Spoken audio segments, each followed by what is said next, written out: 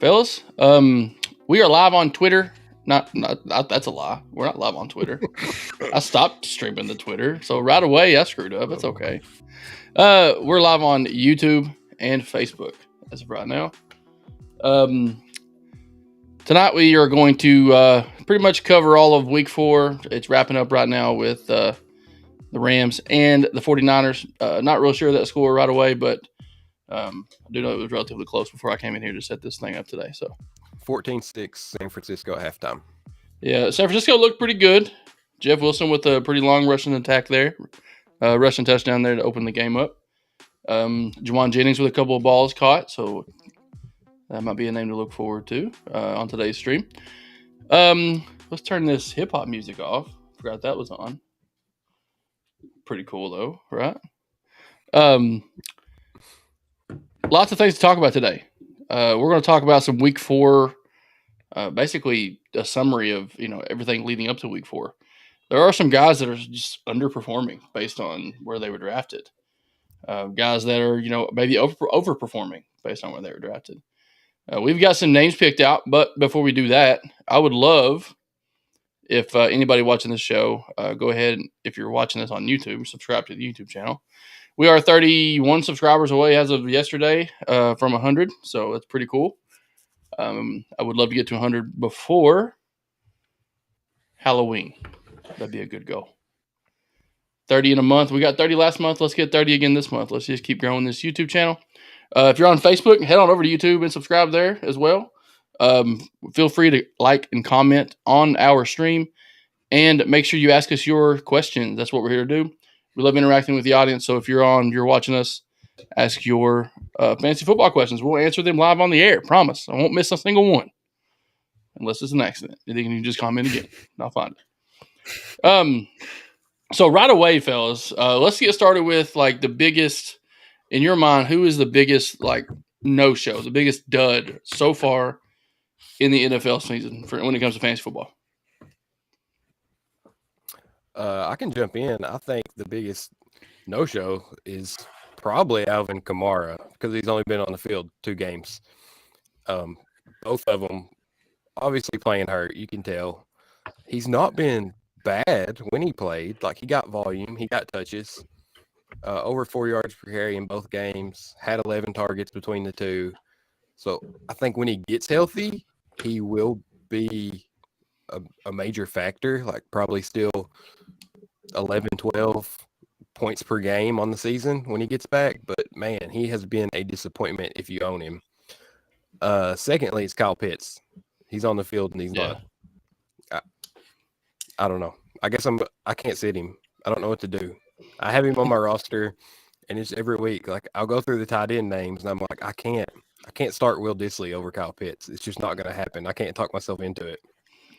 Dissly's got 3 scores this year, but it's not going to happen for me. I'm just going to ride it out and hope Mariota completes more than 7 passes.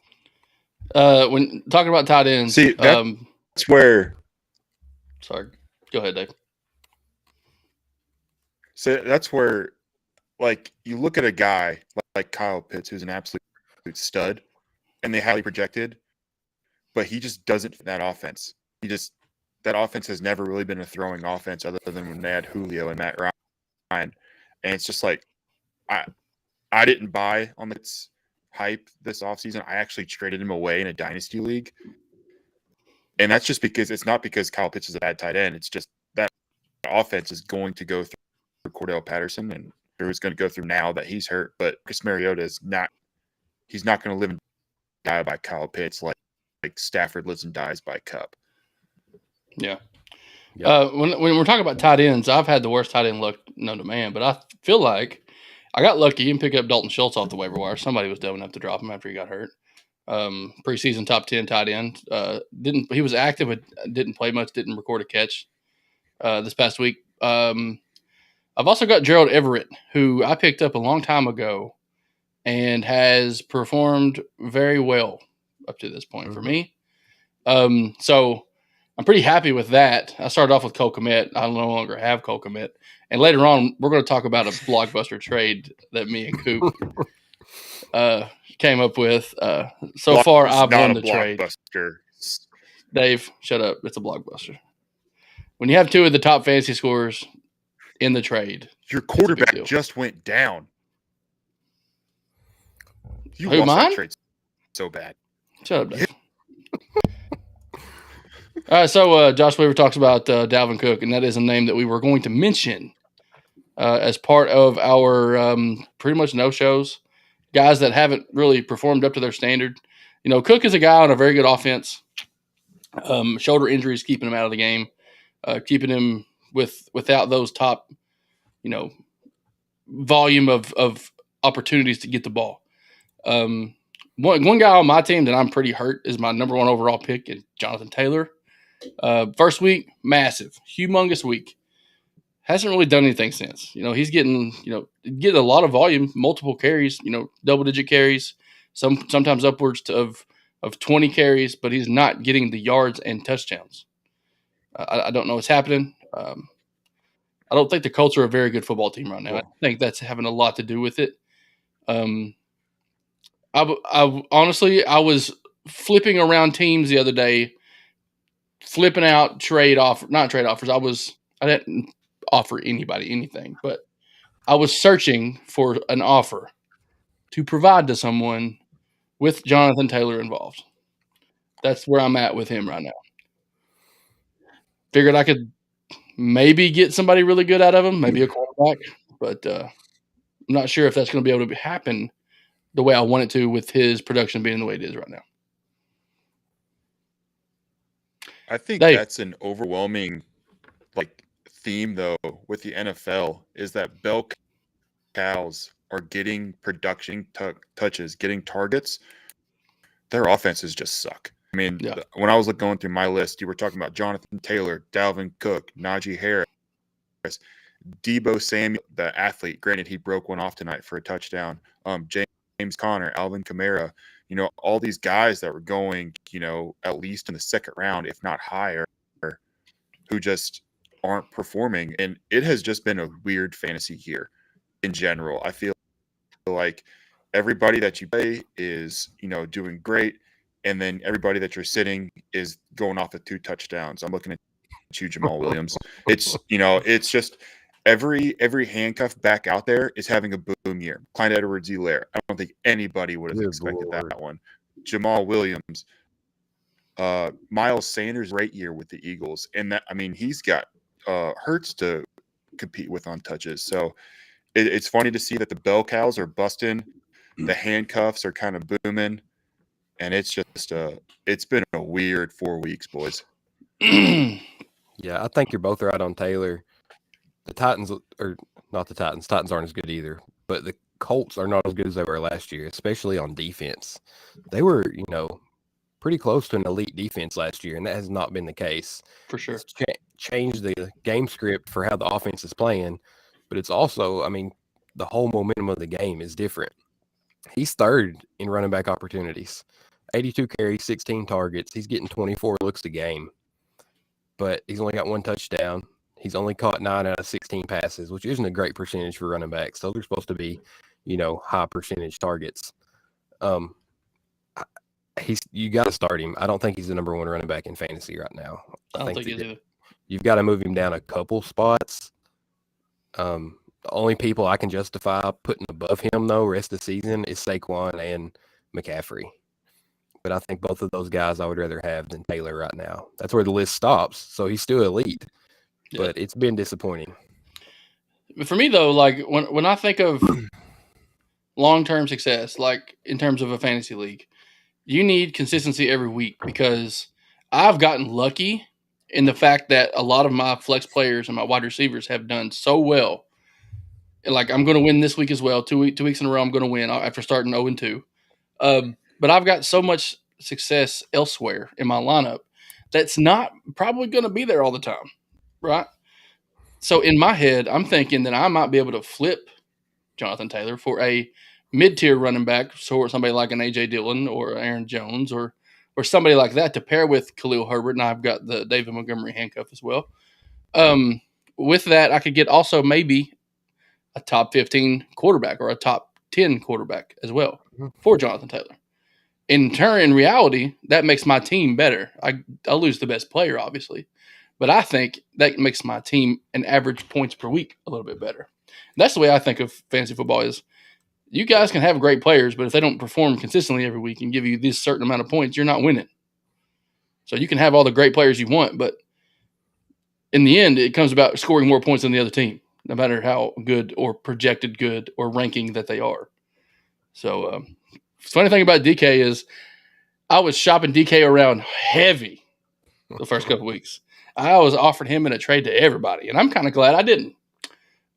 Dude, the funniest, the riding back on the cart the other day was so funny. He did make a joke about it and say the clinch walk wouldn't have got it there. That's so funny. Appreciate the comment, Coach Whitaker from Facebook. Comment from Griffin from YouTube. He says, trade Cook, Madison Edmonds, and Curtis Samuel for Mixon and Ramondre Stevenson. I need to free 2 roster spots. So I'm assuming you have Cook, Madison Edmonds, and Curtis Samuel, and you're getting Mixon and Ramondre Stevenson in return. Yeah, I don't think I could do that. No way. You're not getting enough back. I'm real high on Curtis Samuel right now. Yeah, he looks great. I don't disagree with you. And Dotson just went down with a hammy. He's number 1 receiver right now in Washington. Yeah, I saw a stat. There's like 7 receivers in the NFL that have ran 165 routes so far, and 3 of them play for the Commanders. They're just tossing the ball a lot, and Samuel has been the biggest beneficiary so far. Yeah, that's a no from us, dog. Appreciate the comment, Griff. If you would, I know you said you had to free up 2 roster spots. I don't know what the rest of your roster makeup looks like, but hit us up, and we could definitely maybe help you out with a counter trade. That's for sure. You know, Weaver's not a big Mixon fan. Obviously, he's got Mixon in a couple leagues. He's right. You know, he had a really good first game. He had a really good first game, but in the end, he's not done much. And honestly, you know, it's correct. You know, the offensive line is not very good. They have gotten better in the pass blocking area. I think Burrow was sacked 2 times the last 2 games, so it's better. Things are happening. I did find out that the reason we're losing, and I'm okay with you don't saying score enough that. points. No. You know, I'm not superstitious, but I'm a little stitious. When we made it to the Super Bowl, so when we won the AFC Championship, I told my wife, I was like, I'm buying a Bengals jersey. I've never had one, so I bought a Trey Hendrickson jersey, and I was like, oh, I'm wearing it. It's great. Well, we lost the Super Bowl, and then turn around next year, game 1. I was on the stream with my Bengals jersey on Sunday mornings. My Trey Hendrickson jersey, we lost. I was like, man. So I wore it again in game 2. Guess what happened? We lost. Guess what I've not worn the last 2 weeks when the Bengals have played and we've won? Trey Hendrickson jersey. So for me, right now, Hendrickson jersey is staying in the closet, fellas. Might have to buy a different That's a dangerous game to play. Dangerous game to play, Frank. That jersey costs way too just to sit in that closet. Hey, it looks good, though. Griffin said he's trying to get rid of Cook because he has Jefferson. I'm tired of the Vikings.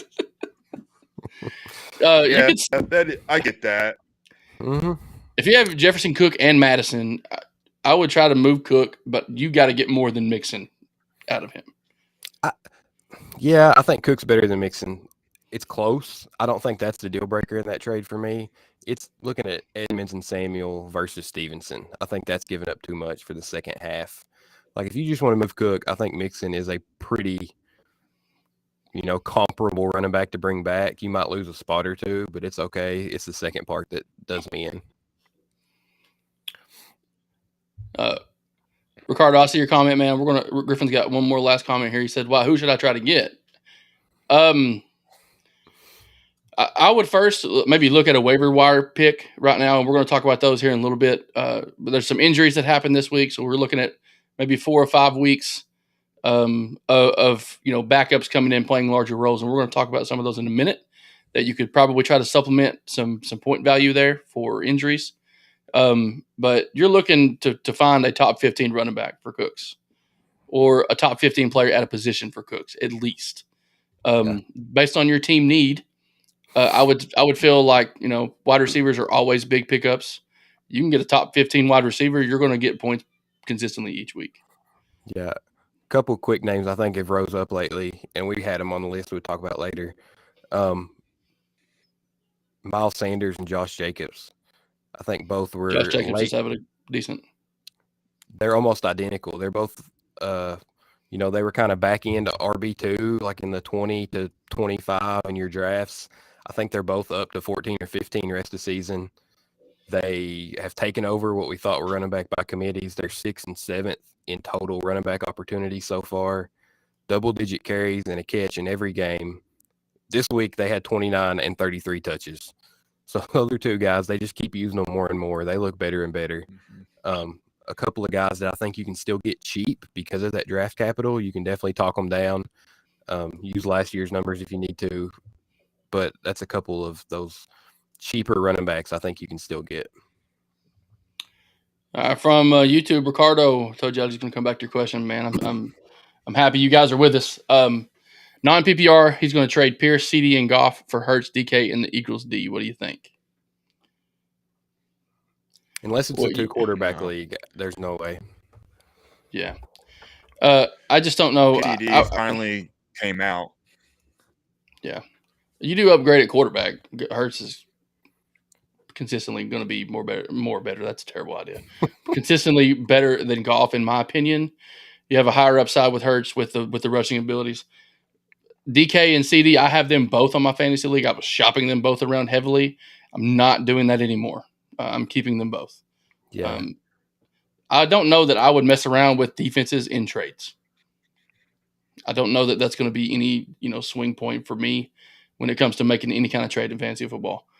If you're looking to upgrade at the quarterback spot, you might be able to get through.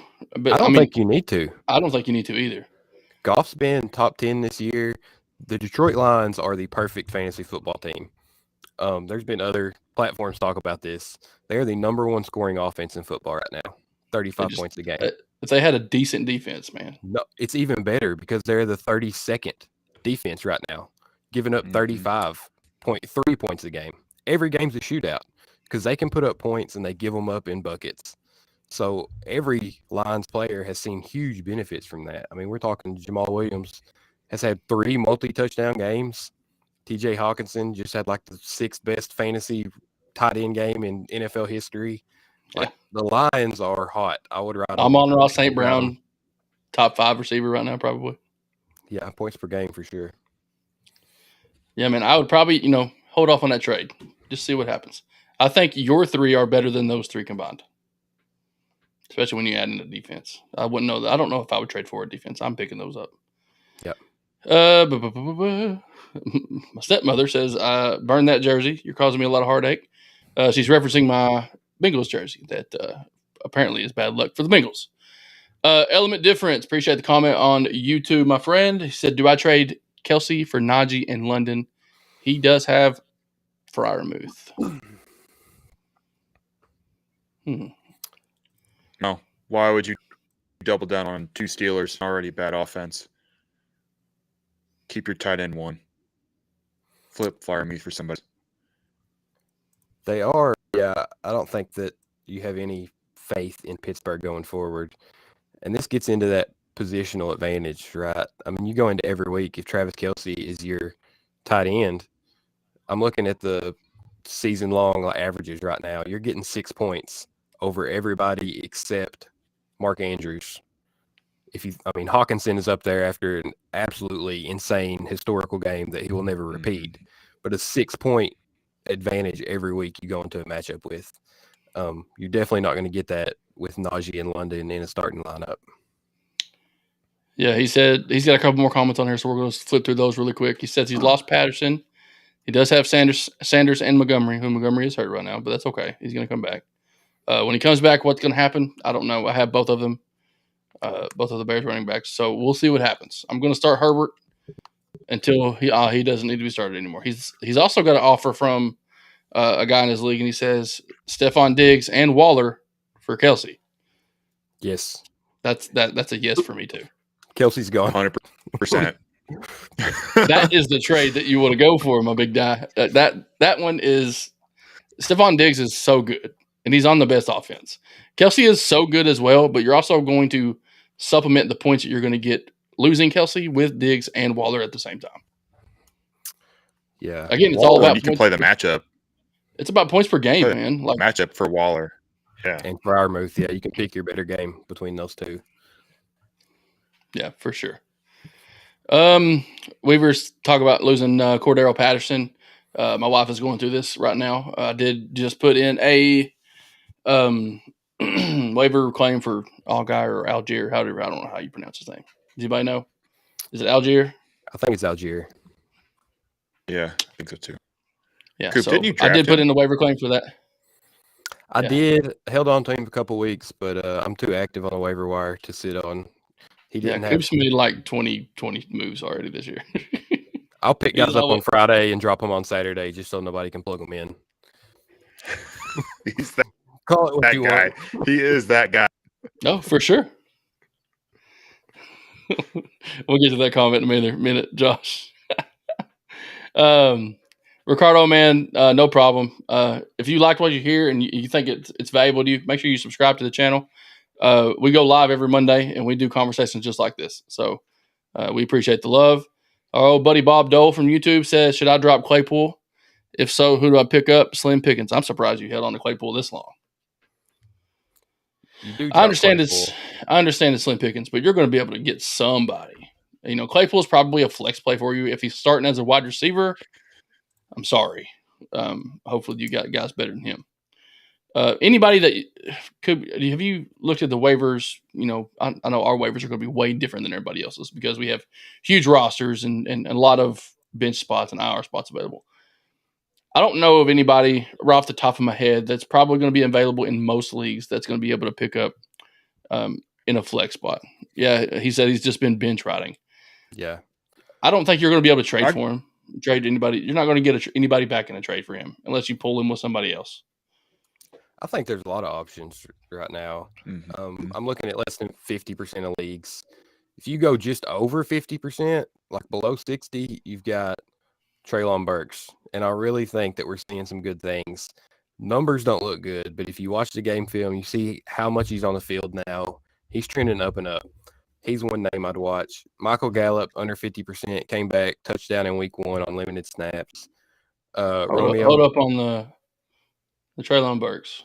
He got hurt this week. I think it's only an ankle though. Yeah, well,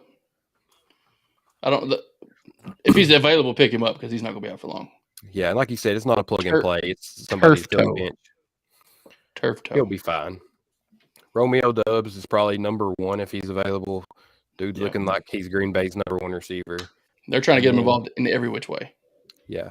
George Pickens is another one, especially if you're dropping Claypool. If Kenny Pickett starts going forward, which it sounds like that's what's going to happen, Pickens had a monster second half with Pickett. I think he could leapfrog Claypool and Deontay Johnson for the number 1 receiver with Kenny Pickett under center. Yeah, there's also one name I want to throw out there.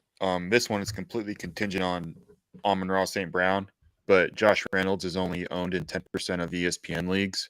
I think as long as Swift and St. Brown are out, which it sounds like Dane Campbell's not scared to sit them through their bye week, which would give you at least one game with them. I think he's a flex play just because that offense has been putting up so many points the past 4 weeks. Yeah, I think he's got double-digit points in 3 straight weeks. So that's a great call, Dave. Yeah, alrighty. So hopefully we helped you out with there, Bob. Josh Weaver with our weekly DJ Moore comment with 11 terrible targets. Should we give our regret? Yeah, I regret to inform you, but we're going to delve into our first trade right here. It's actually the second one that took place, but it's DJ Moore involved. I actually sold him. Found somebody willing to buy him. I'm gonna try to get a screenshot of that, Coop, real quick so we can show people. Yeah, and I really think we've had good trades in our league. I think all three trades you can spin to where each side gets a benefit. Mm-hmm. This was one that it helped me where I needed it, and Dave picked up a lot of upside. I sent DJ Moore and Daryl Henderson to Dave, got back Mike Williams. As inconsistent as Mike Williams is, he's had 2 games with 100 yards this year, and I think 2 with less than 30, less than 40. Yeah. He is somebody I know I can get a big game out of, and DJ Moore was killing me.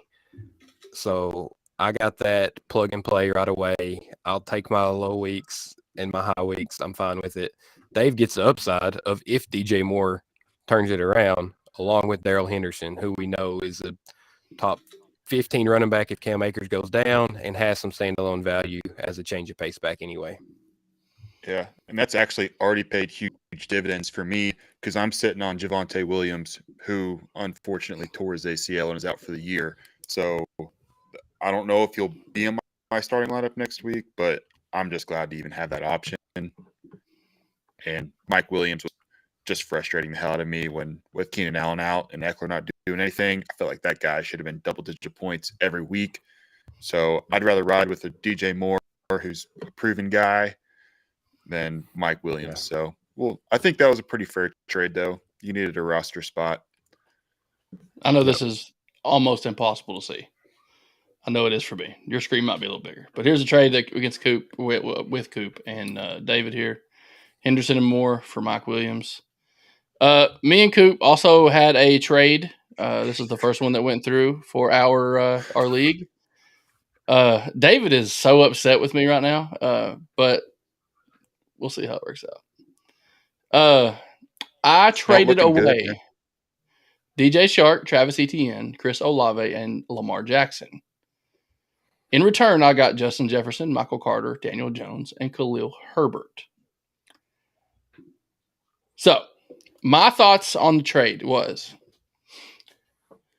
Lamar Jackson was literally carrying my football team. Carrying him. That's even worse, Frank. That's even worse. David, shut up. Jesus Christ. So, we have in my team, for example, I have A.J. Brown. I have a loaded wide receiver group. That's why I could afford to get rid of Olave. I could afford to get rid of, who else did I trade? DJ Shark, who wasn't even close to starting for me. Travis Etienne was not starting in my lineup. Chris Olave had been starting for 1 game, and it happened to be the game he went off on. Lamar Jackson was the only starter that I gave up, but I added 3 starters in return. And this week, my team scored more points than I have all year. There you go. Mutually beneficial. It is. Can't tell me any different. I just think with Justin Jefferson and A.J. Brown, along with I'm gonna throw some names out there, fellas. I have the best wide receiver group in our league, and you can't tell me different. Frank, you're getting roasted in the chats, man. I don't care. Have you looked at the projected standings, David? I mean anything. Obviously not. CeeDee Lamb, A.J. Brown, Justin Jefferson, DK Metcalf, Rashad Bateman. Those are my starting wide receivers. Good times. And I would like to highlight one thing about this trade that made it work. And it's key in all your fantasy leagues. You have to know your league. It worked out perfect because I had Herbert, Frank had Montgomery. And it's not that you're ripping somebody off by giving them the backup when a starter is injured. That guy has the most value to the team with the injured player. So, knowing that, I did get more value out of Herbert than I could to anybody else in the league. But Frank also, in return, gets the most value out of Herbert by being able to pair him with Montgomery. Obviously, yeah. Jefferson and Lamar are the big names in that trade, but I think that the Khalil Herbert addition was very key. My issue with it all is how do you give the guy with the number one – we're a 2 QB league, a QB premium league. You got a guy that already has Josh Allen. Why would you give him Lamar Jackson as well? That's where I'm upset about it. It's a QB premium league. Another thing in Frank's defense here, not Frank's defense, but to make Frank's case, the scoring this week was absolutely lopsided. Not even close. I'm happy with it. I honestly am. I really am. Now, am I going to say the same thing in 5 weeks? No, we'll revisit this trade. And everybody here in the comment section are going, oh, it's a bad trade. It's a bad trade. Lamar Jackson could get hurt next week, fellas. Next but week. Daniel Jones got hurt this week. That's fine. He scored 45 points in our league. That's fine. I'm probably going to be like flipping quarterbacks the rest of the year. Good time. Bob says, how can I trust your picks from here on out? Well, my thing is I don't really give a lot of the picks Coop does. So he's the guy. Yeah. He did have Josh Allen, but week, Frank? Yeah, I'm winning this week. All right. By a lot. You at least can say that. Yeah, buddy, fellas. Listen, do what you want to do in your leagues, guys. I'm telling you. I don't have to. Well, I'm trying to think of the word. I don't know the word. I'm lost for words. But anyway, Latavius Murray to Broncos makes sense. Did Latavius Murray go to the Broncos? Did that happen today? Pedro's breaking some news right now. Pedro Rodriguez is. Let's look it up. Yeah. I feel like I would have gotten it. Didn't he just play for the Saints last week? Yeah. Yeah, played great. Latavius Murray reportedly to sign with Broncos. Pedro with the news drop of the day. Appreciate the love, dude. Yeah, I think they were already a RB by committee. This probably hurts Gordon more than it hurts Boone. Yeah, for sure. Because they're not liking Melvin Gordon right now. Bob, you're my homie. There's all love here, brother. All love. How does that happen? I'm going to keep you all updated on all the games I'm winning.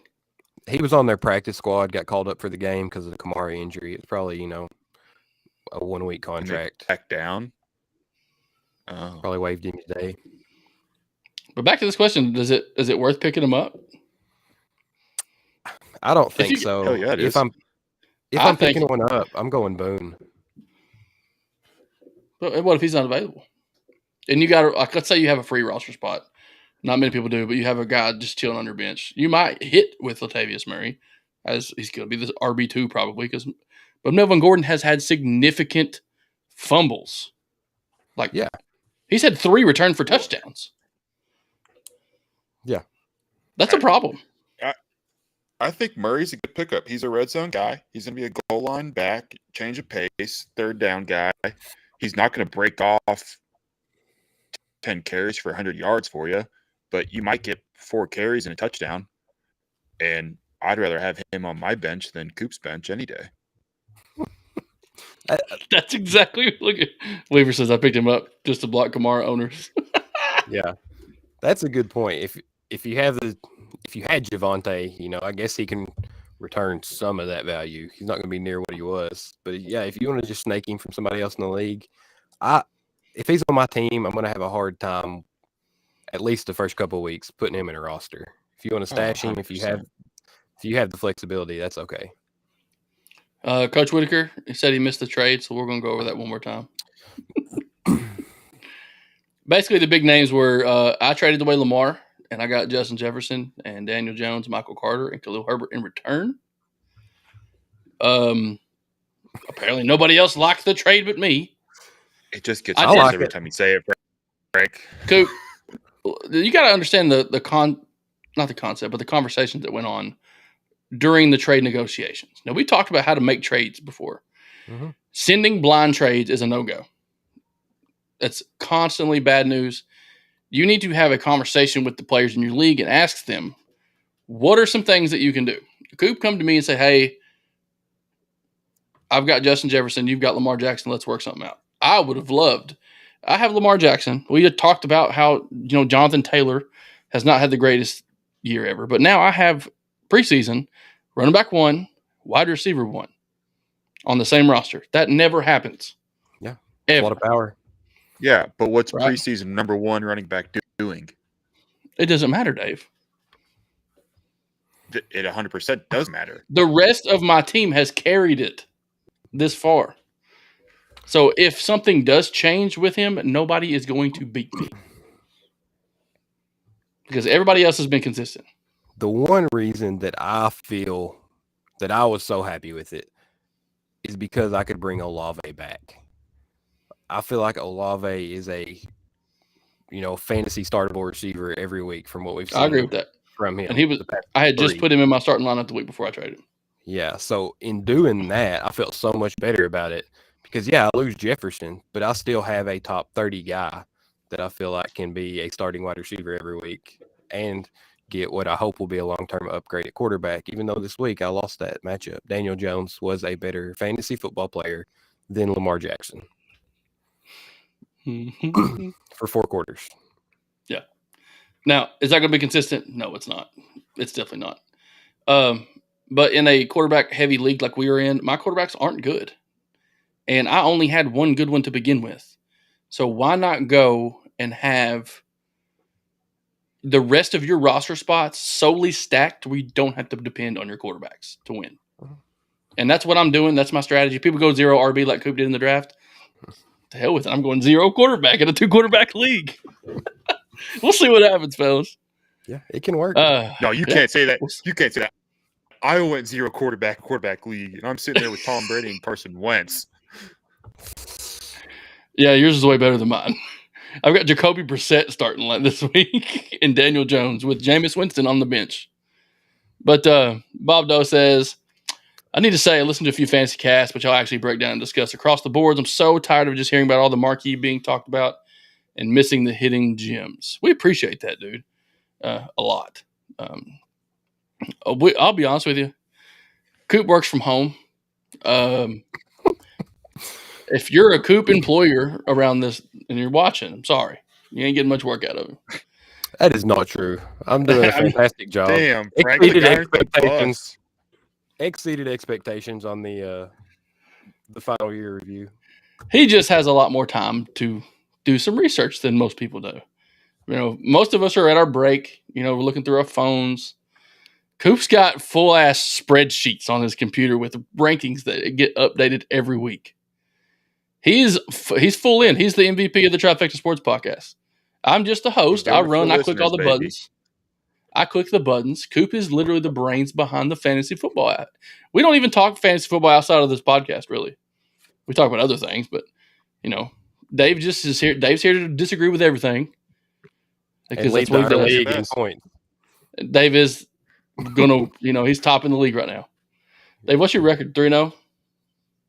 3-0. Are you the only undefeated team? Though. Oh, he was. I think so. Yeah. David was the only undefeated team in our league. Up a lot on me. Yeah.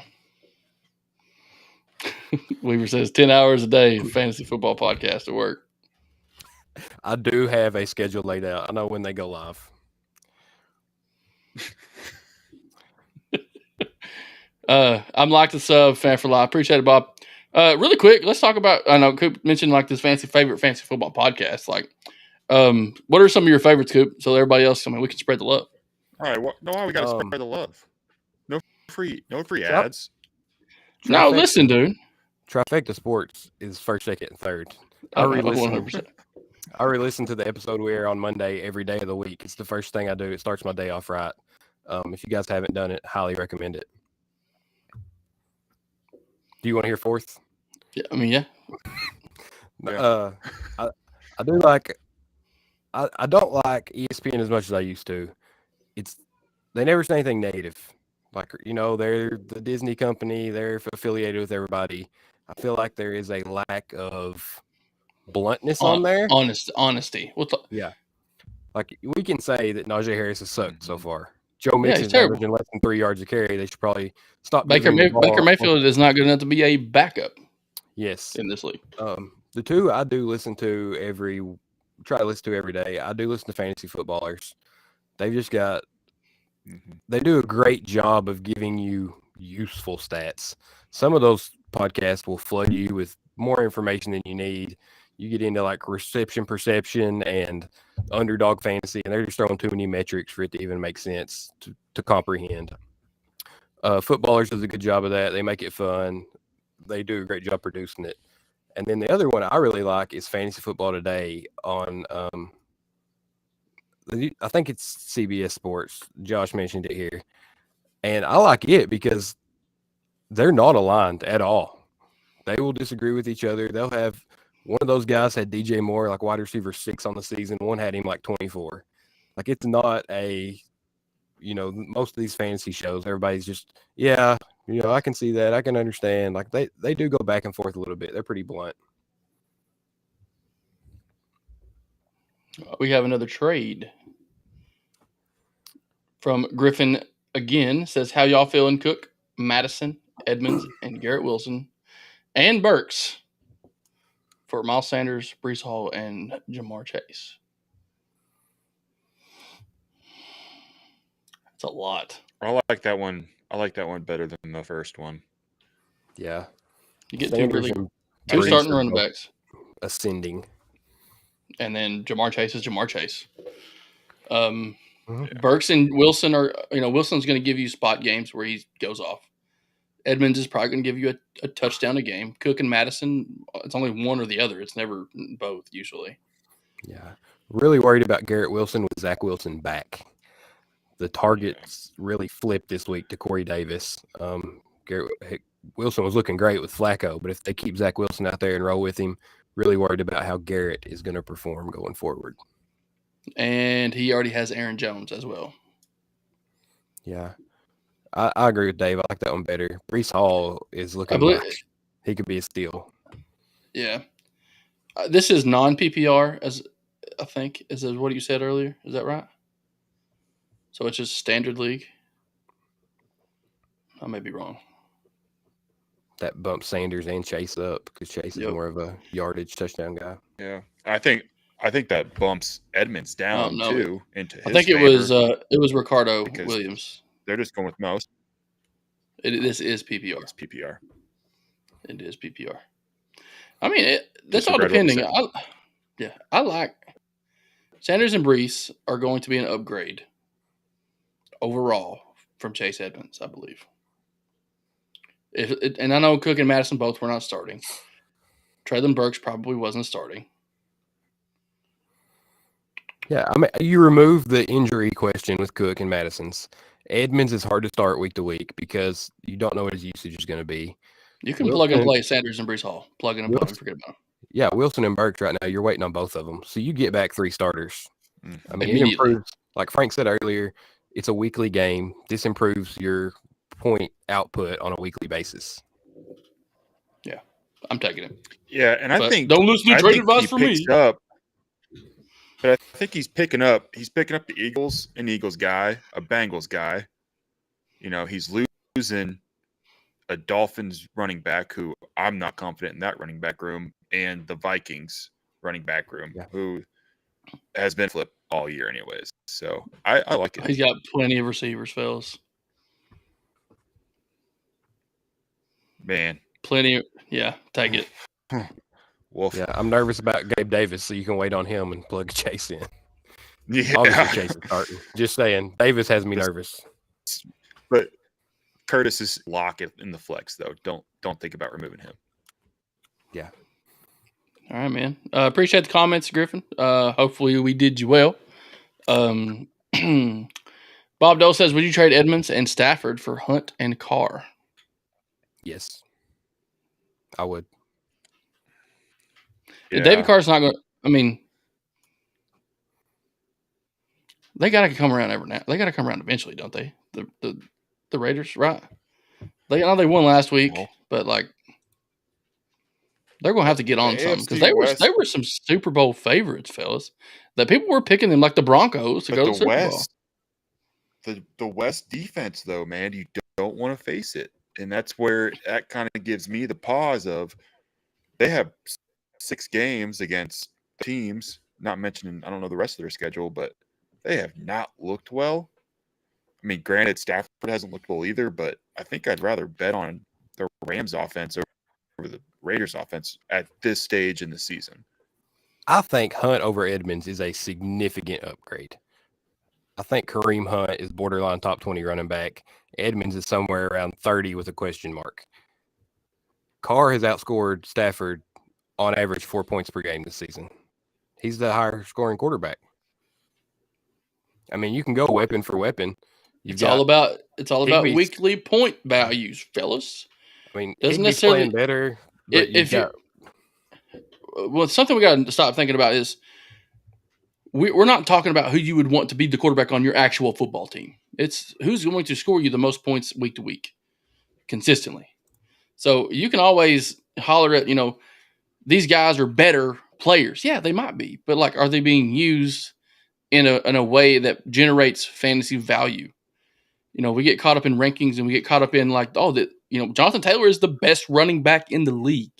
Is he performing like the best running back in the league? No. So there's the difference between regular football and who do you want on your football team and who you want on your fantasy team.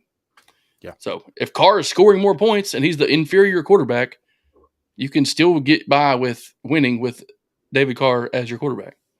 Just like I'm getting by this week with Jacoby Brissett in place of Lamar Jackson. I think the other question that we need to talk about though is, Kareem requested a trade at the start of the year, and the Browns just flat out told him no. We've seen running backs go down. Do you think the Browns start listening to some phone calls? If they do, that even increases his value. What are the Browns right now? 2-2, 1-3. No idea. I don't know. I hate the Browns, so I don't care. I think they're 2-2. I think that, 2-2, 2-2, and their run game is killing it. I don't think they move on from Hunt. I think they keep him. They want to keep this team 500 or better before week 12 when Watson gets back. I think they're going to hold him unless they get something ridiculous. But who's going to pay much for a 27-year-old running back? I don't know. I mean, I'm looking at the Broncos. I don't know what his contract's looking like, but if you need rental, the Broncos are trying to win now. Do you think Melvin Gordon does it for them? I don't think the Broncos can win now. I don't think that's going to put them over the hump. Griffin, appreciate the sub, dude. A ton. You probably made our 70th. I wish I had a prize for you, but I don't. I'm sorry. Bob says he took a page out of Frank's playbook and traded for Trubisky. Oh, that's awesome. Oh, I hate the Steelers. I'm trading for Josh Dobbs next week. Y'all just wait and see. Josh, I think that was the joke, man. He calls my trade. It's a shitty trade, apparently. But we'll see. It is Kenny Pickett time, and that kind of makes me excited because hopefully the Steelers suck even more than they already do. How about Bailey Zappi with the first passing touchdown of any NFL rookie quarterback? It's probably not a little known fact about Bailey Zappi, but he did play for Western Kentucky University, our home state here in the Bluegrass State. Bailey Zappi broke every passing record there was in Division I football last year. The dude had more touchdowns than Joe Burrow did, more yards than all them guys did. He played at Western. Maybe competition wasn't great, but throwing the football is throwing the football. He's very accurate. I thought he could be a very valuable backup quarterback moving forward. He can throw the ball. He's very active in the pocket as well. He can run. You're looking for guys like your running backs to see a lot of checkdowns with him because that's what he did in college. So I think Damian Harris and Ramondre Stevenson's value goes up a little bit with Bailey Zappi as their quarterback than they did with Mac Jones or Brian Hoyer. Brian Hoyer, they were going to hand the ball off. Mm-hmm. Bailey Zappi can throw it and check down. So once they open up the playbook, if he's the starter moving forward for the next few weeks, I'm going to be pretty high on those two Patriots running backs. But yeah, shout out to Bailey Zappi. Bob and Tom did a special on him this morning. It's pretty funny. Yeah. I watched a little bit of that game, and the only thing that made me a little worried is I didn't see any zip behind his ball. Like he probably had no idea what the plays were. Well, he threw it to Devontae, and Devontae wide open, and it looked like it was 30 miles an hour. And I don't know. I think this might be good for the Patriots to see their playbook get simplified if he is the guy going forward until Matt comes back. But I don't know, boys. I'm not high on the Patriots and with. I think it's still a ride. It's a wait and see mode for me. I mean, I think Damian Harris is a start. Ramondre's starting to get to a flex start maybe if you need him, but I'm telling I y'all, don't know if I trust any tight end or wide Harris receivers. is good. You can almost guarantee more often than not, if you play 16 games, Damian Harris is scoring a touchdown in at least 10 or 11 of them. That's just you mark it down. That's going to happen. I think he's got 3 or 4 touchdowns already. Harris is going to be a guy that he's a Kentucky boy too, so we're homers. But I like Damian Harris. But a couple of comments here from Ring Chasing. Dave, something funny, big guy? Yeah, you're throwing a wee you're out the biggest there. homer I know. Me? Oh, I am. I'm 100%. We talked about Javonte Williams earlier with the ACL injury. You can go back and watch those segments once we get done here. This is kind of like our podcast format from now on. We've figured out that not many people listen to us on Spotify or iTunes. So that costs a lot of money month to month. So we figured we would have more opportunity to reach more fans streaming through YouTube and, solely doing our podcast through YouTube. Technically, you could probably not call it a podcast at that point, but we're still going to anyway because we do what we want. But if you guys would subscribe, that'd be great. You can catch up on anything you missed, and then you'll get notified whenever we go live every Monday and most Sundays. Coop's camera's cutting in and out. I don't know why I'm blurry, man. Did you put a filter on me? No, I ain't done nothing. It's blurry Coop. This is for the protection of all the fans. Apparently, the lighting is just perfect, and I got the Medusa effect going on. I'm just too beautiful to look at. So let's see if this helps. Welcome. It's my Got my some camera drunk goggles going on. Yeah, Coop, put your face up really close to it. It's starting to come back. No, I see your eyes. I don't know, guys. We'll deal with it. I'm here. All right, Pedro is a Browns fan, unfortunately. It's all right, man. I'm a Bengals fan. We both went through some hard times together the last couple of years, but it's okay. We'll get through it. Weaver says Cam Akers, 8 for 13 yards. Henderson 4 for 16. Just played the better back. Geez, that's why I don't like either one of them. And people that wanted to try to trade Darrell Henderson in my trade, Coop. See, I was smart enough not to take that trade. He's got a ton of upside. I don't care about upside. I want it right now. Yeah. Johnny Breaks. Johnny is a new commenter on our YouTube channel. Should he do Diggs for Chase and Curtis Samuel? He gets Diggs in return. I don't know that I'll do that. I would rather have Diggs than Chase. But depending on my roster construction, if I don't have an absolute locked in every week starter to take Samuel's work, then I'm not going to do that. I don't want to put myself in a pinch at that second or third wide receiver spot unless I have an option. But straight up, Diggs over Chase, yes, I believe that. Diggs is better. Yeah, I would agree. It's all about what you got at your wide receiver 2 or your flex. Curtis Samuel right now is an absolute must play, especially with Dotson out for at least a week or so with, I think, a hammy or something. So it all depends on your roster. Hey, Coop, just hop on and unplug or hop off, unplug your camera, plug it back in, and then hop back in. I'll let you back in.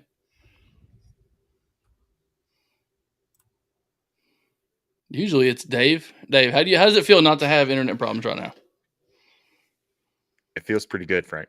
It feels really good. Dave, you look fantastic this week. If you guys have been with us at all in our journey here on live streaming on YouTube, we've got a lot of new guys on here right now just leaving comments. We're going to get to those in a minute. But while you're waiting, please subscribe to our channel while you're here. We are on the journey to 100 subscribers. So we do this every Monday night. We answer questions about fantasy football, hang out, talk, and we have Coop back. There we go.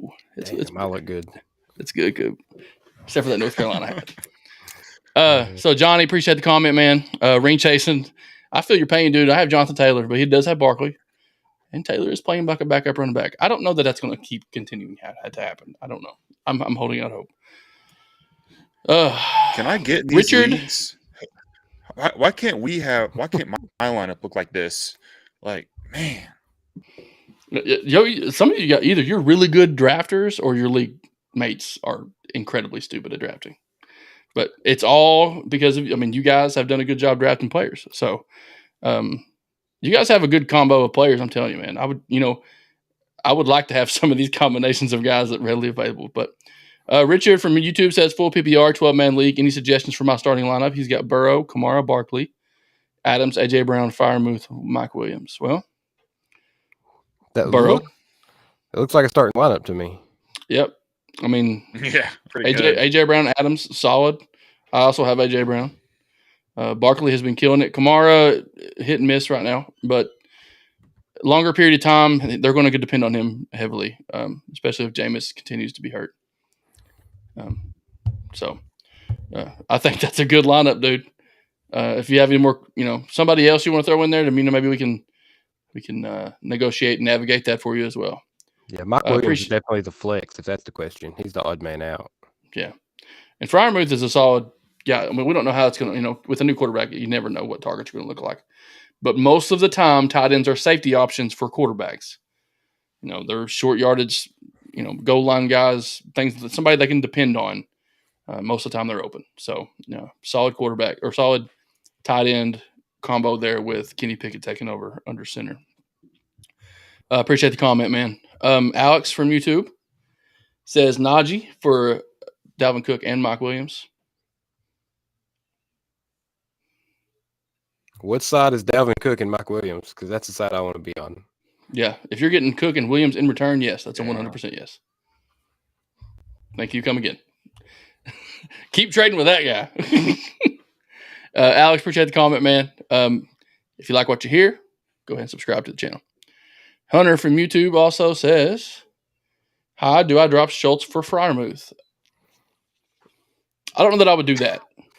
I have zero advice for tight ends, so I'm going to let these guys take it. I give up. I cannot figure out the tight end position this year. Let me give you a little concept on my value of tight ends. Number one, they're not going to win you a league unless you have Mark Andrews or Travis Kelce.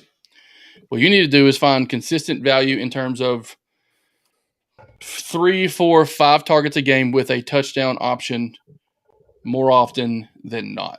So if they're getting targets in the red zone, that's a big key.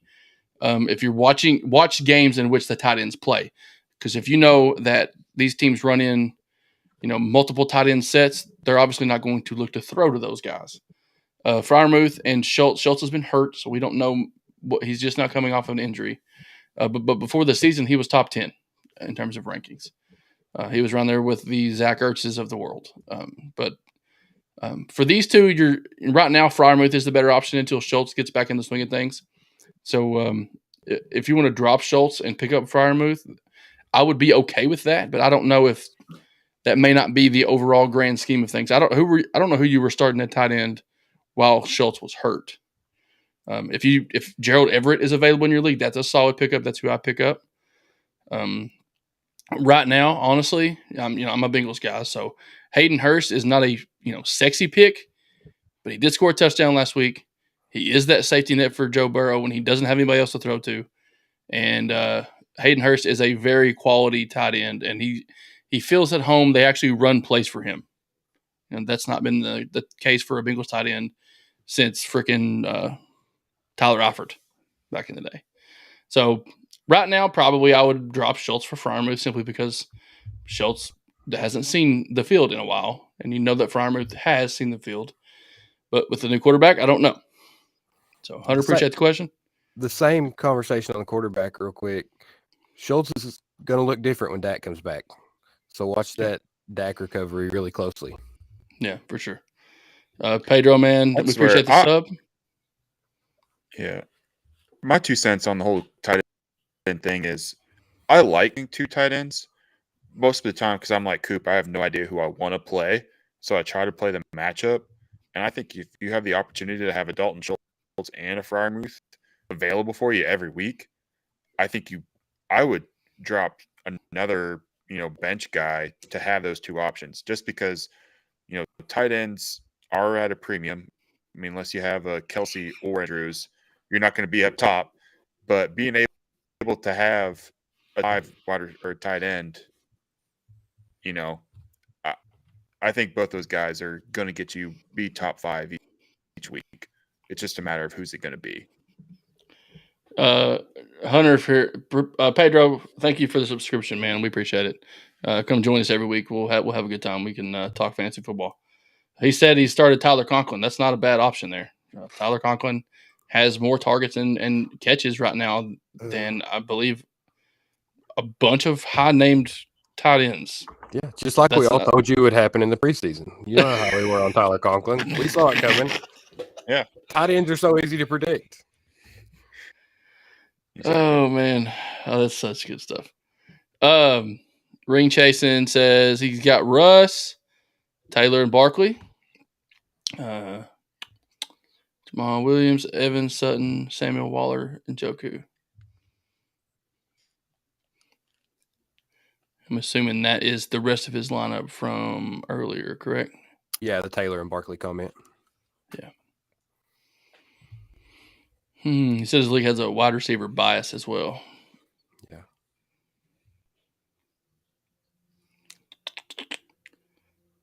Andre Tobby from Facebook says he tries to adjust it so that his top guys are all out the same week. He sacrifices one loss if it means my guys are playing together every week, pumping those numbers.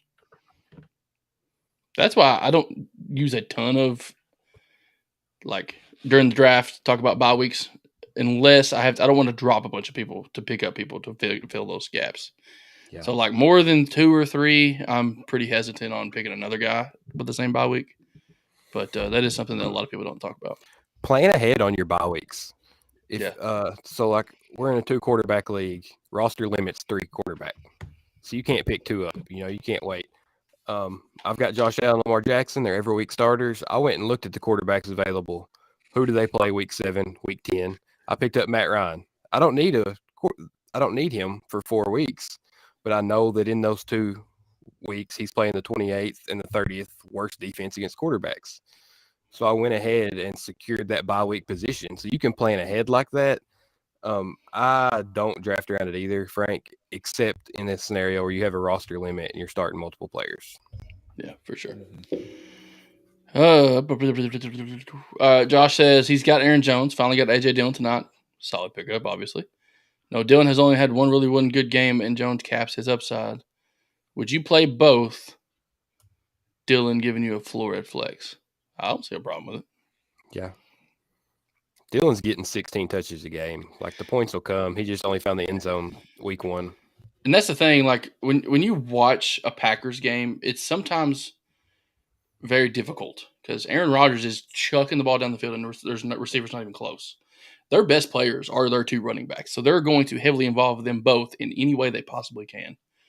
Now, obviously, Aaron Jones is going to get more touches, but A.J. Dillon is going to have that possibility of getting in the end zone, a lot of receiving work, and he's the big guy. Dave, what's up? You're watching this game? No, I'm in my room. It is dark. I have 2 lights on me, Dave. We are 49ers. 49ers just intercepted a screen pass for pick 6 to go up 14. Oh. Probably the best question of the day so far from our good buddy, Austin Monet. Before you pop this up, I just want to call out that the guy that has constant internet connection issues is streaming a football game while he's trying to upload the video for everybody. I'm telling you, I don't have Wi-Fi issues. It's my hardware. It's just trash. All right. So anyway, our good friend Austin Monet, he is in our fantasy league with us. This is his question. Tell me why I'm 0-4.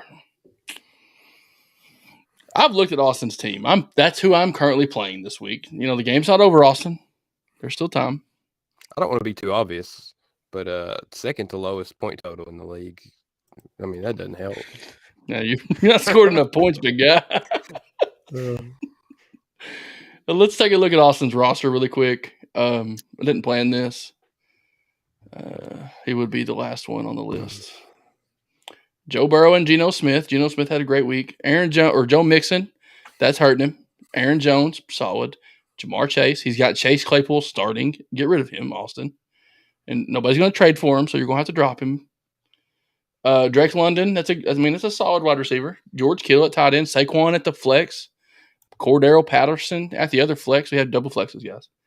Who just got hurt, so he's going to have to fill that in. He does have DeAndre Hopkins on his bench waiting to go in. He does have Pickens. He has Clyde Edwards-Helaire down there. He had Trey Lance as one of his quarterbacks. Bench, man. He just got him in a trade. He got him in a trade late week. Yeah, he just got him. Oh, okay. Yeah, so. Kittle's been hurt. I like his team. I really do. Kittle's a huge one. I agree with that Claypool should not be in lineups. No. London's had flashes, but man, that we talked about that Atlanta offense earlier. Dave highlighted it. They're just not going to pass much. Mixon's been super inefficient. And Geno, he picked up as well. Geno hasn't been in that lineup long term, which changes that total output. Yeah. Austin, I think whenever you get DeAndre back, you could see some changes. I think you got to put yourself out there for some trades as well. Like, be afraid to make mistakes. Like apparently I did. I guess I don't know. I don't think it's a mistake. Dave, Andre's got a list for you here. You need a Nighthawk router. He said it will solve your issues. I'll look into it. This guy has been in a podcast for a calendar year, and he just now got a microphone. Just now. Yeah, you're right. A few weeks ago. You're right. He just now got a microphone. So the Nighthawk is going to have to be a while, I would say. Hunter, back on this question he had last a few minutes ago. It says he can't have Schultz and Freiermuth because they have the same bye. Well, right now, Freiermuth is the better option, in my opinion. But Schultz is he's going to be a good option in the future. So you could still have them both, but I don't know that I would carry 3 tight ends on my roster. Just keep an eye on him. Don't let nobody else pick him up. If he has a good game, put that claim in. If he has 5+ targets, put that claim in for Schultz. Especially with that coming back. Richard from YouTube, another comment says, who to play a flex? Mike Williams, Michael Thomas, A.J. Dillon, Khalil Herbert. Is Montgomery out again this week? Have we got a ruling on that? Yeah. I haven't seen anything, but that's exactly where my head's at. It depends on Montgomery. Is Michael Thomas going to play this week? I mean, pretty bad for the guy who just missed 2 years to have a foot injury, week 4. Yeah. We'll look for him. I have Montgomery on my team. I'm going to look for him. I would play Herbert first if Montgomery's out. If Montgomery isn't out, it's hard to play Herbert over any of those guys. A.J. Dillon is probably number 2 for me. Probably.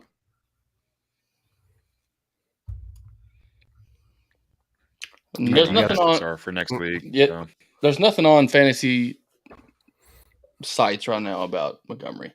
It is an ankle/knee injury, so that has something to do with it. I think. I also think with Herbert having such a good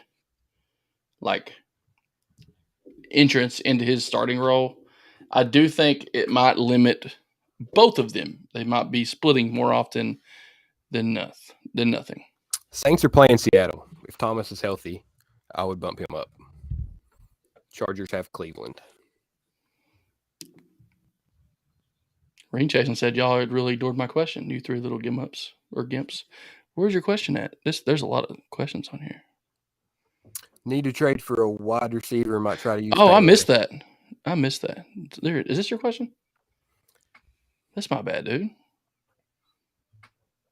I read the one above it and I skipped it. That's my fault. I apologize. Need to trade for another wide receiver. Might try to use Taylor if he has any value. Taylor would have value. I talked about that earlier. I've actually explored possible trade options for Jonathan Taylor in order to get somebody like a Stephon Diggs in return. I think that option is out there.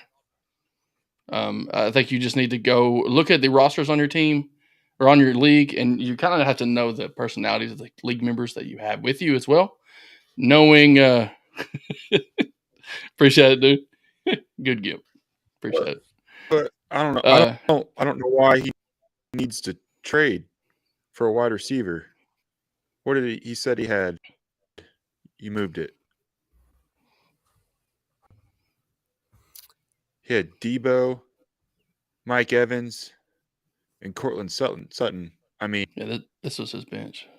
I might be wrong saying that, but those 3 top 20 wide receivers right now, with 2 of those probably going to be top 10 by the end of the year. I think I'd rather ride with that roster right now. Yeah, especially with the Jamal Williams ACL, I would hold on to Taylor. Did you see it's Curtis Samuels, not Debo? Again, but still, can't my team look like that? Yes. I mean, Dave. Either one is fine. Yeah. If anything, I might try to look at an upgraded quarterback. That's what I would look at. In a one quarterback league, I mean, yeah, that's a toss in a trade, though. They don't have near as much value as they do in 2 QB or super flex.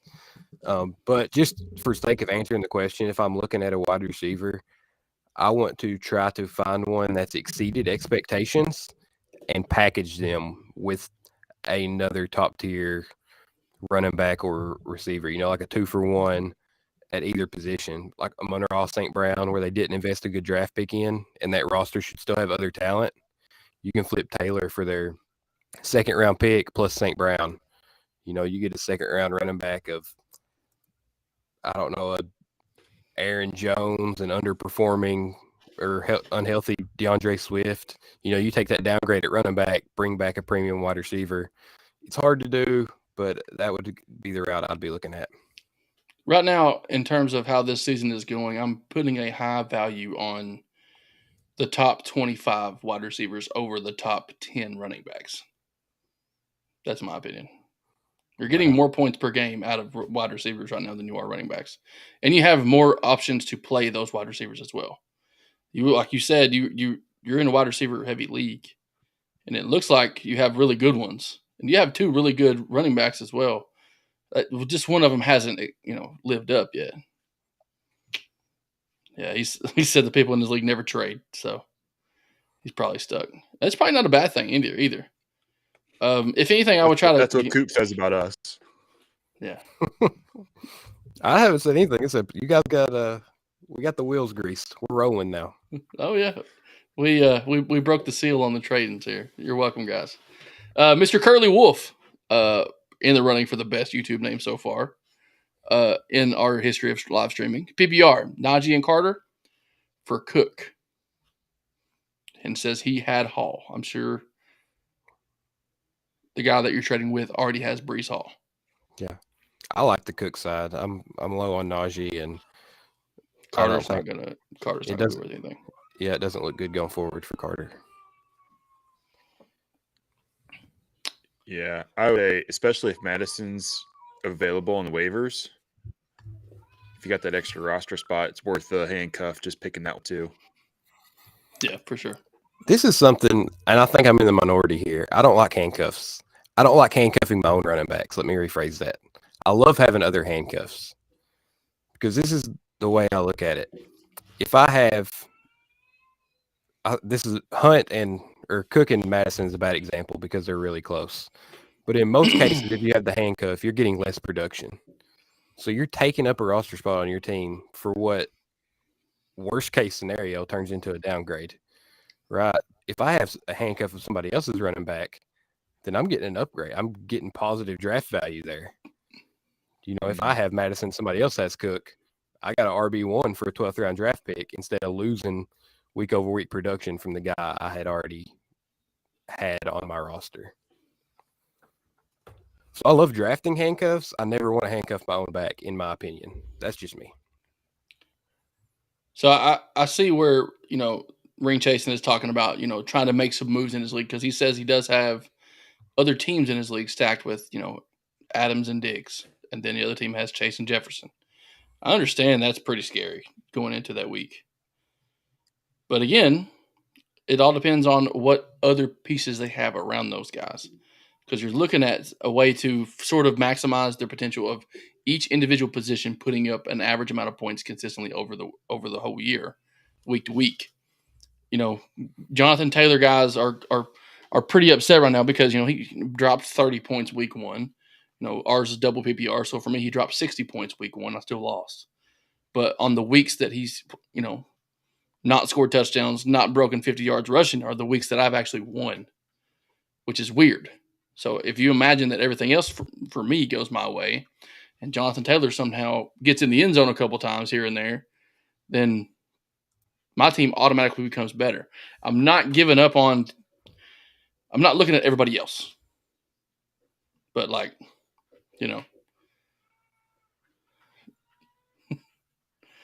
Pedro says Cousins, Wentz, Matty Ice, Schultz, and Conklin.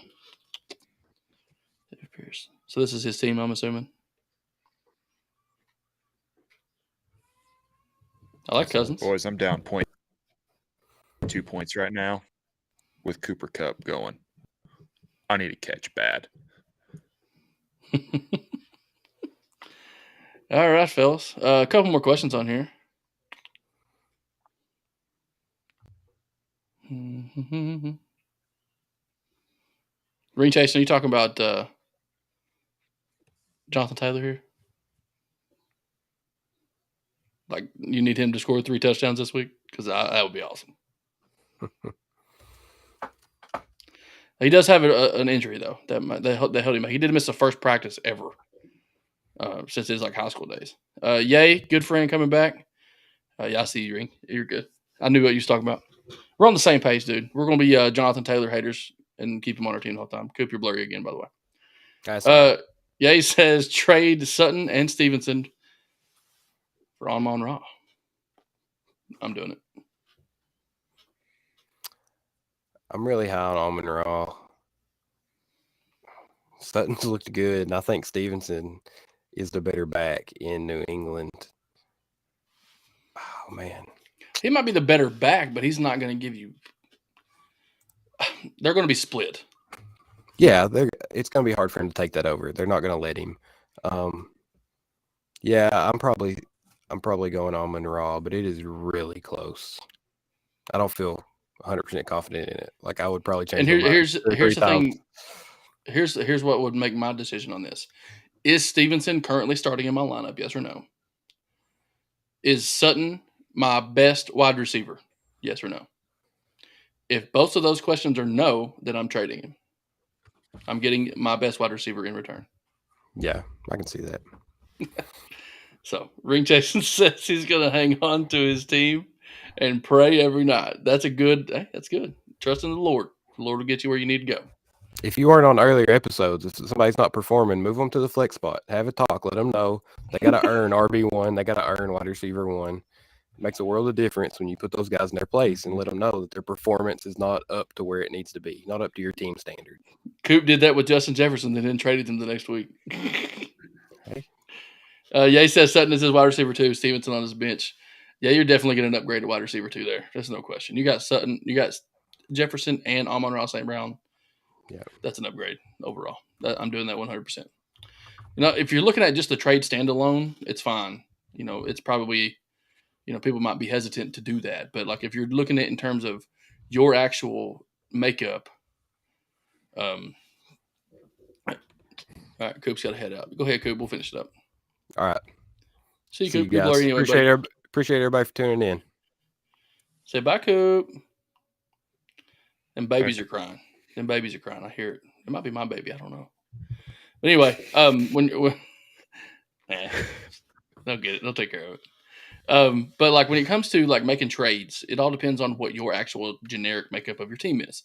And that's why I asked that question to Ye. I was like, is Sutton your best receiver? If he is, you're upgrading there at your wide receiver 1, and you don't even start Stevenson, so his weekly value is not even put into your weekly points.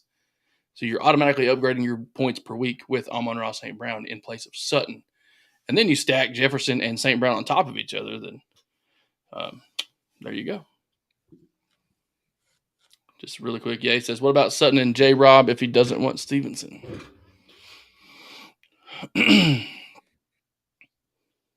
That's James Robinson, I'm assuming. Yeah. I don't hate it. It's kind of the same thing with Stevenson and Harris. They're handcuffing each other.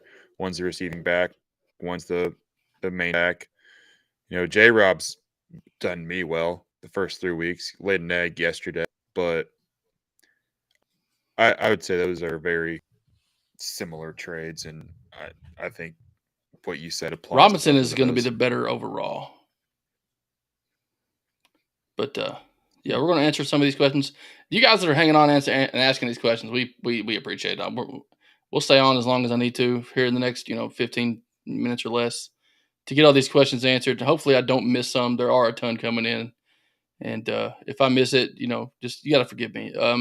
If you like what you guys are hearing, go ahead and subscribe to the channel, man. We do appreciate it a ton. We're a growing YouTube channel / podcast, so we like all the help we can get. All of you guys, we got new guys coming in, guys returning every week. We appreciate the love. We really do. Anthony Platt, I believe this is a new commenter as well. Dynasty. Dave is our Dynasty guy on the podcast. He definitely does. He does more Dynasty leagues than anybody else that I know. It's 10-team. Team is not a contender right now. Would you move Chubb for David Montgomery and 2 24 firsts?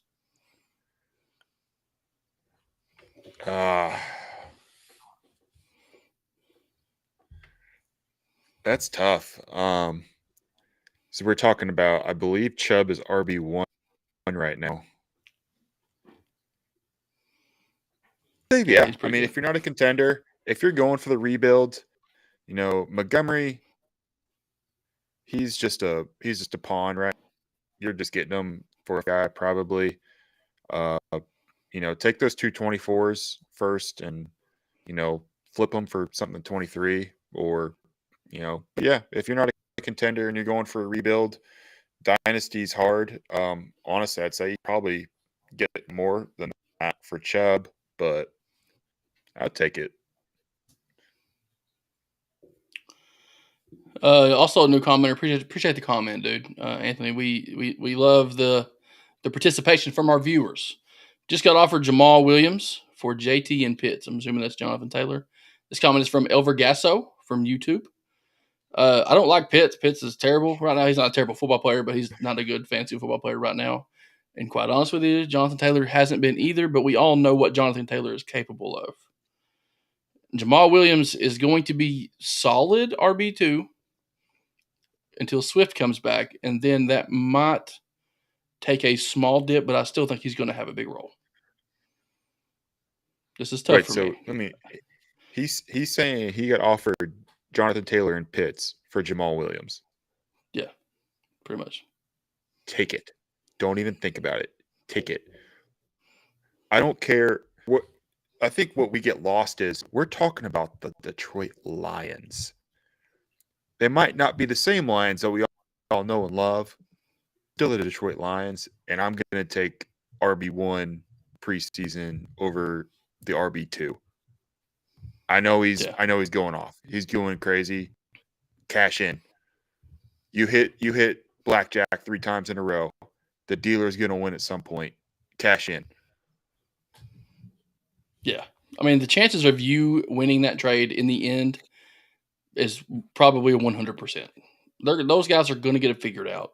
It's a long season, fellas. We just finished up week 4. It's a long season. Our good old friend Dave, check this comment out from the great Cody Morton. He said, just trade for a Philly offense and you're set. I agree with that. They're freaking killing it. Hey. I'd like to can't miss with them right now.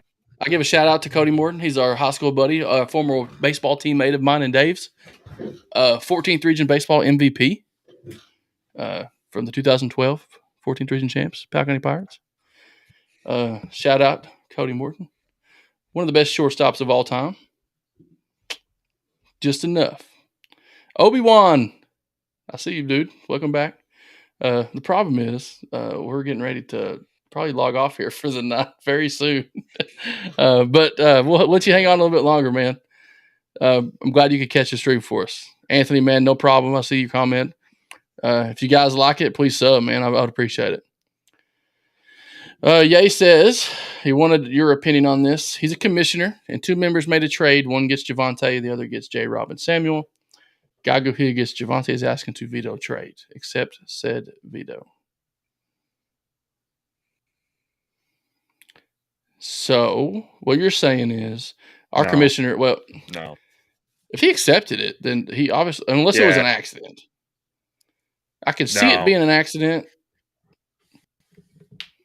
Dave is our assistant commissioner. Yeah, no, you set the standard, because once you let the veto the trade or renege on the trade, you have set the standard, and it's going to happen from then on out. If somebody is dumb enough to accept that trade, not knowing Javonte got hurt, that's on them. And I don't know. I wouldn't do it. Yeah, especially if that happened today. If they did it like before the game yesterday, that's different. Like if he knew, if it happened today, like no, that's his stupidity. Be a better fantasy football player. But yeah, Coop would have had the same answer to that question. He's our commissioner. He would have done the same thing. Damon DeBeast. Should I trade T and Hollywood Brown for Jamar? My other wide receivers are A.J. Brown, Waddle, and Godwin, so Hollywood would just be on the bench for the season. If you can get something out of Hollywood, take it. T. Higgins, I love, but Jamar has the huge upside to have a massive game constantly, every single week. You know, T's gonna get some attention, like he did last week, but Jamar Chase is getting triple teamed every play. They can't keep doing that, or the Bengals are just going to beat the shit out of everybody. That's going to keep happening. So see, T scares me. He's taken too many big hits. We saw what happened to Tua. We didn't even touch on that tonight, but taking some big hits the first couple weeks of the season, and I'm just nervous about it. So I don't know. It's up to preference, but Coop says T's better than Chase. In terms of fantasy football right now, probably. People are saying veto it. If it was made on Saturday, I think that's even more of a moot point of that's just what happens. I mean, yeah, you what can't if help the trade would have went through on Tuesday? I mean, it just is what it is. It is the game we love of football. People get hurt all That's the time. The chance you take too. Also, when you make trades, it's really hard. It's happened to all of us at least once. We've made a trade, and all of a sudden, this guy's out for the season. This guy we traded for. We lost a couple. That happens in real life. That happens in actual football trades in the actual NFL all the time.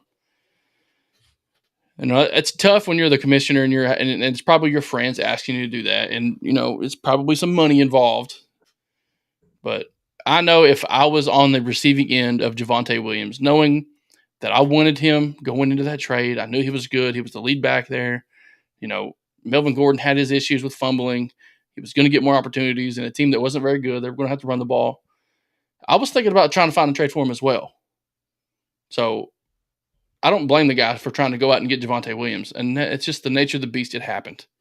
You can't change it, but it is what it is, man. Gets new commenter. Appreciate the love, man. You guys that are on here, if you haven't subscribed to our channel, go ahead and subscribe now, man. We'd appreciate it a ton. Coop just hopped off. His kids were crying. He's participating via chat, though. He's in there somewhere. We'll get him in there.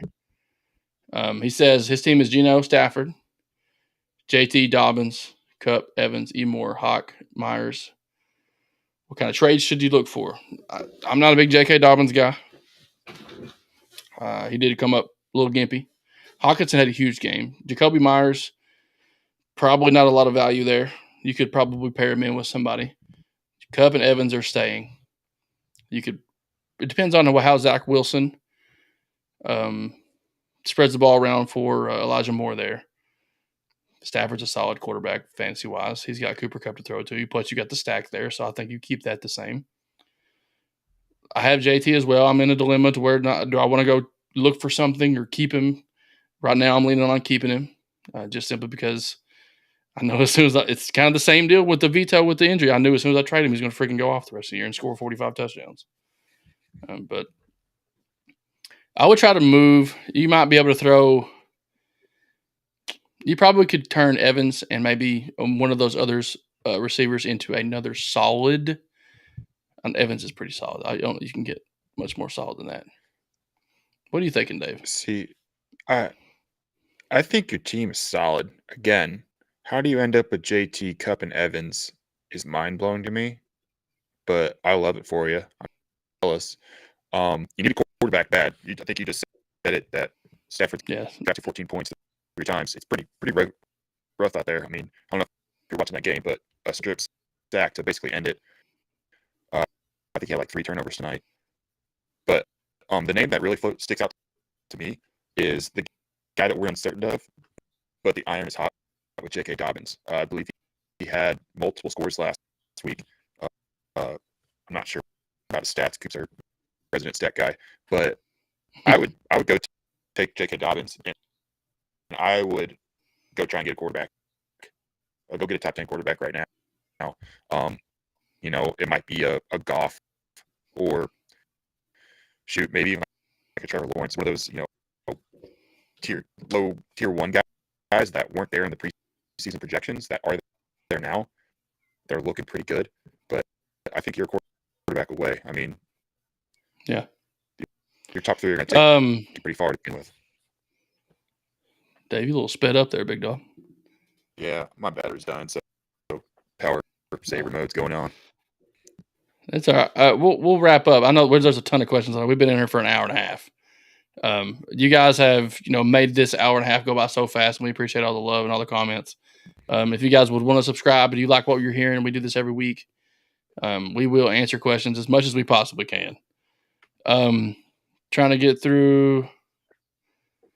Coop is commenting on your there. He said on your comment there, he said, I'd find a Lions fan with a tight end in Higbee and Everett range and try to sell high on Hawk to upgrade quarterback or running back depth. So there you go. There's your answer. That's just where we're different. We got guys in the chat. Just can't be on the stream, but we're still in the chat. Yeah. Pedro says, press that like button, peeps. Help him out. We appreciate that. Appreciate our love. Really quick, I'm scrolling through. Damon's got a couple questions here. Once Chase gets that 2-touchdown, 150-yard game, he's going to be untradeable. I agree with that. Mm-hmm. The other guy's season is almost done, though. Who should try to trade Najee for and patch him with? So this question is pretty interesting. Who should I try to trade Najee for? You can package him with Waddle, Godwin, and Dobbins. If you're going to trade Najee in any combination of those other 2, you have to be getting a top 5 player at a position in return. That's in my opinion. I know people are low on Najee right now, but he's Najee Harris. Did he send his Waddle? team? I don't remember. Yeah, I don't either. Yeah. I think you can get a really top tier player in return. So if you trade Najee and Waddle, for example, you have Godwin and Dobbins coming in to take those guys' place in the starting lineup, along with somebody else that you've come in. So that's something you can think about too. Who would you rather have in your lineup moving forward? You got to have a wide receiver and running back more than likely because you don't want to have to pick up another one. So you take 1-2 out, you put 2 back in. Which combination of those do you think is going to give you the best long term? Nobody can predict the future. All we can do is give you speculation and trends from this point forward. But you can make a decision based on what you think your lineup looks the best while getting a top tier or maybe a top 10 player at either a wide receiver or running back position in return. That's what I would do with those guys. Yeah, he just dropped his team in the comments. QB Mahomes, AJ Brown, Jamar, Waddle, Godwin, Najee. That's a pretty solid team, dude. Yeah, I think if you can turn any of those 4, Go for a running back, man. Turn any of those 4 into a running back. A solid one. Go Try after to get that McCaffrey. out of somebody. Go after McCaffrey. You might be able to Bad get Carolina. You might give 3 for 1. Yeah. M Dav, new commenter here on YouTube. Appreciate the attention here, big dog. Is trading Kelsey, Gallup for Leonard, Waddle, Knox wise? I have Javonte. He's weak at wide receiver. He's got Kirk and Olave. I don't think that's weak at wide receiver. I think it could be better at wide receiver. You need a star. And I don't think trading Kelsey is your wide receiver star. He's putting up wide receiver numbers, or should be, every week. If he doesn't, it's a fluke. He's going to continue to put up wide receiver numbers. So what you can do is take, I don't know what the rest of your team looks like, but Leonard, Waddle, Knox. Knox is hit or miss. You're not getting an upgrade at tight end. I've always been told you don't want to make 2 positions worse by fixing 1. Does that make sense? So you don't want to make your tight end position worse, all the while trying to fix your wide receiver position, because anything that Kelsey doesn't give for you, it's going to be returned in that favor, because Kelsey is so damn good at what he does. I think you're not going to find a wide receiver. Waddle and Leonard are not going to put up Kelsey points. And even if you put both of those guys in, you're not going to probably consistently get Kelsey points. Yeah, I would actually disagree with his comment that's saying that he's weak at wide receiver. I think Christian Kirk is the for sure number 1 there in Jacksonville. They maybe not the week he wanted this week, but he was going up against a tough Eagles defense. Depending on what's going on with Michael Thomas, Olave could be the number 1 in New Orleans. I think all 3 of us are high on Olave right now. Yeah, for sure. But yeah, I mean, Gallup isn't going to be the number 1 in Dallas. CD is kind of taking over that role, kind of running with it. And, Kelsey is Kelsey. I don't really like the trade. I would go after something else. I know you said you had Javonte and you need something, but I think you're giving up too much for not number 1 guys. Yeah, at some point in time, you got to make a decision like, hey, is trading my guys going to make my team worse? And I think for you, based on the rest of your guys, you've got QB1, at least QB2. He's got Lamar. He's got JT and Breece Hall, Brian Robinson, Bateman, who's had hit or miss days. I start Bateman in my lineup. You're good. Ayuk, Romeo Dobbs, Juju. I don't like Juju very much, but it is what it is. I don't think. Yeah, adding Leonard for Breece Hall is not going to be that much of an upgrade. Leonard hasn't scored a touchdown yet. Waddle would be better than Bateman or Juju. Waddle would probably be your best wide receiver, but you're also giving up your best scorer in terms of overall point production in Kelsey. I don't like it. I'd leave it the same. I would ride your team out for another couple of weeks.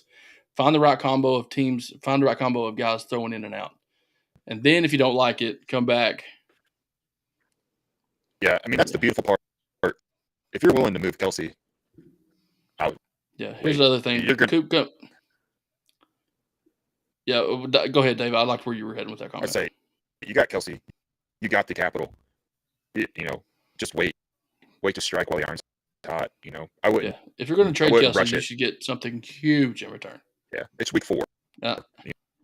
There's still. Go ahead. Yeah, we said wait, Coop, on the comments here.